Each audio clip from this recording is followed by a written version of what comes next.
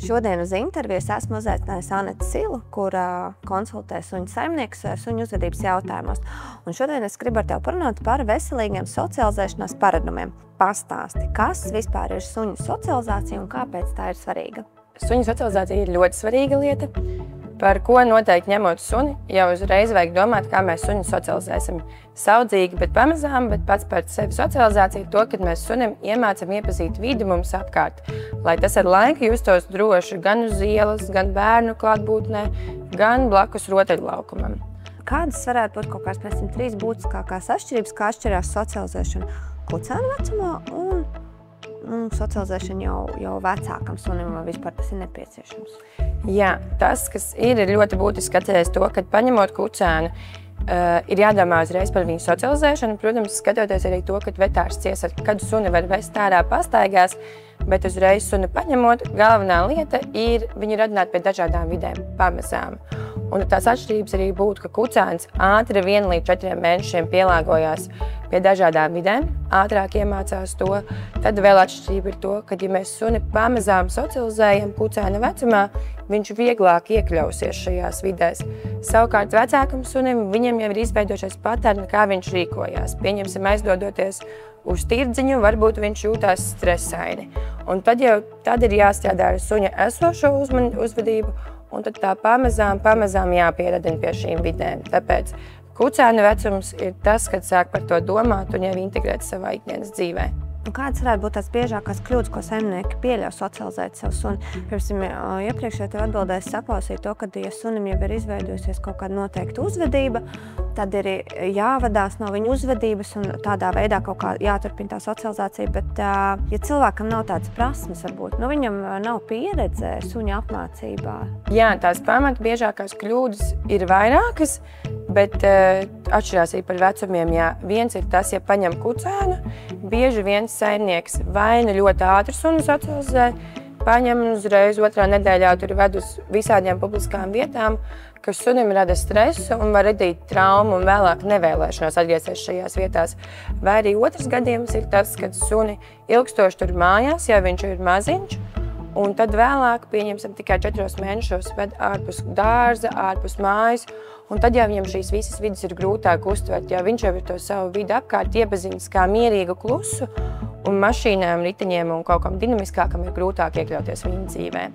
Tas ir par kucēniem, bet vecākam sunim ir savukārt tā, ja jūs bieži vien patvērsmes suņus paņemot, tas ir viens no variantiem, kad sunim, pieņemsim, ir stress dodoties pastaigās, un tad ir jāmeklē palīgs, kinologs, apmācība treneris, kas arī palīdz un iesaka, kā suni pamazām radināt šīm vidēm.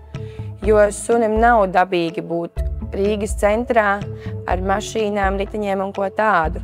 Jebkurā gadījumā ir vērts apdomāt piesaistīt to speciālistu, nemēģināt varbūt ar to problēmu pašam tikt kaut kā galā un izdomāt, kā būtu pareizi, bet tad arī no apmācības viedokļa labāk būtu ātrāk tomēr vērsties pie speciālista. Jā, pie speciālista ir labāk ātrāk vērsties, jo ja jūs šo kļūdu ielaižat, viņi ir grūtāk tā teikt izlabot. Un tad sunim ir grūtāk, arī jums ir grūtāk, un arī pašam sunim ir grūtāk pielāgoties tai vidē, kurai jūs vēlaties viņu pielāgot.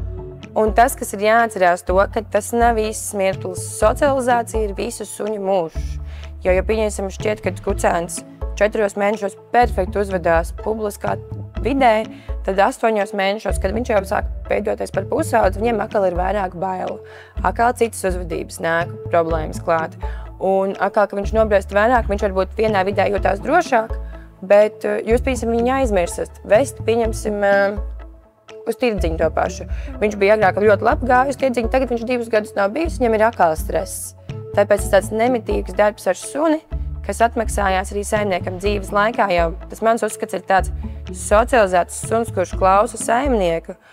Tie pirmie, it īpaši tie 2 gadi, kad ar suni ir intensīvāk jādarbojās, tas ir ieguldījums nākamajos 15 gados gan sunī, gan saimniekā, un tā nauda un tas laiks nav atsverams. Kādu lomu socializācijā spēlē suņu skolas un tieši varbūt tās grupu nodarbības šajā gadījumā? Suņu skola ir tādā ziņā patīkama vide, kur suns no sākuma dodās, protams, viņam ir stress, un viņam ir jauni draugi, nezināma vide, un saimnieks vēl liek uzdot kādus jautājumus, uzdevumus, pieņemsim, sēdēt vai kā.